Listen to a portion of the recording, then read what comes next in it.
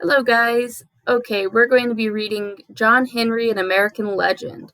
Story and Pictures by Ezra Jack Keats. Whoops. Okay.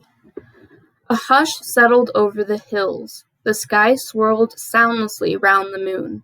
The river stopped murmuring. The wind stopped whispering, and the frogs and the owls and the crickets fell silent, all watching and waiting and listening. Then the river roared, the wind whispered and whistled and sang. The frogs croaked, the owls hooted, and all the crickets chirped. Oops. And John Henry was born with a hammer in his hand. Bang, bang, bang rang little John Henry's hammer through the cabin as he crawled about. "What's that rascal up to now?" his mother chuckled, and before she knew it, he was big enough to help her around the house.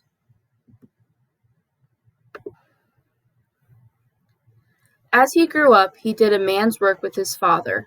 One day, John Henry thought, "I'm taller and stronger than anyone around. It's time I went out into the world."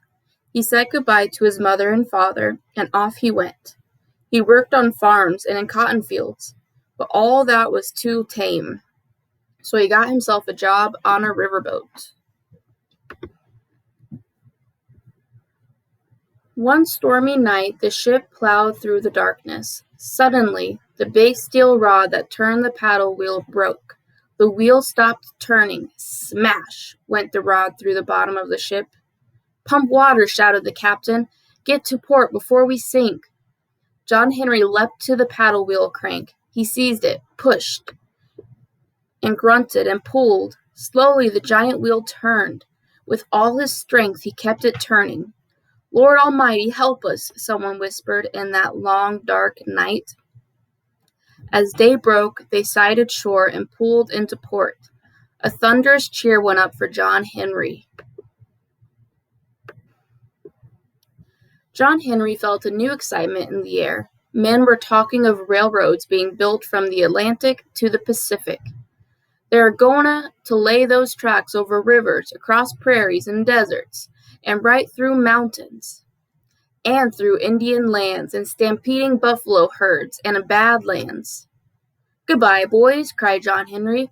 "I'm going to swing me a hammer on them beautiful new tracks. My hands are just itchin' to hold a hammer again," John Henry said. He tried one for size and laughed. "It sure does feel fine." How he drove those spikes, singing to the clanging of his hammer. The men joined in, their voices singing, hammers ringing, and John Henry's gang was in the lead. As day after day the tracks moved steadily westward. Rising across their path was a sprawling mountain range. Its snow-capped peaks reached high into the clouds. "We'll have to tunnel through," said his friend Little Bill. "It'll be awful dangerous. Could be cave-ins," someone put in. "That suits me fine," said John Henry. "Me too," added Little Bill. "Here's how we'll do it, boys," the foreman called out. "A couple of men will drive a hole into the rock. Then the powder men will put dynamite into the hole and explode it. The others will cart the loose rock away. We'll do this again and again until we have a tunnel right through this mountain, and it's going to be a real big tunnel, boys. Big enough for a giant locomotive pulling one of them long strings, of trains. All right, boys, blast away."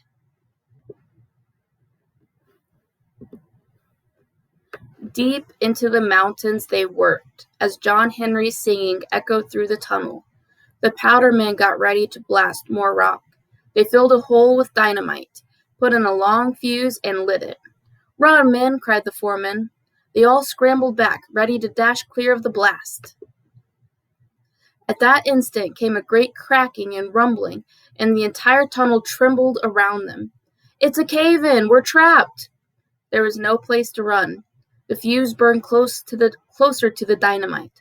John Henry was nearest the fuse. He ran to put it out, but tripped and fell. "Oh, I'm hurt bad," he groaned. "I can't get up." The fuse burned further out of reach. Others rushed toward it, but they were too far away. Suddenly, John remembered. He still had his hammer in his hand. Down came the hammer, smack, on the burning tip. The fuse was out. Danger past. Sighs of relief filled the smoky tunnel. "Whew! Help me up, boys," mumbled John Henry. Clearing their way through the cave-in, the men carried him to safety. Some days later, they heard an unfamiliar clatter. Down the tunnel came a group of men with a strange machine. "This is a steam drill. It can drill holes faster than any 6 men combined," a new man bragged. "Who can beat that?" John Henry stepped forward. "Try me." He and Little Bill took their workplaces. John Henry gripped his hammer. Little Bill clutched his steel drill. "Check the machine," came an order. A nervous hand fell on that switch. In the dark, both sides waited for the signal to start. A hoarse voice counted. 1, 2, 3. The machine shrieked as it started. John Henry swung his hammer, and a crash of steel on steel split the air. Clang, clang, clang, bang, clang. The drill got red hot in Little Bill's hands. He quickly dropped it and picked up another. Hiss, whistle, rattle. Men frantically heaved coal into the hungry, roaring engine and poured water into the steaming boiler. Whoop, clang, bang! John Henry's hammer whistled as he swung it.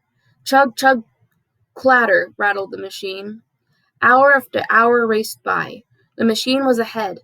"Hand me that 20-pound hammer, Little Bill." Harder and faster crashed the hammer.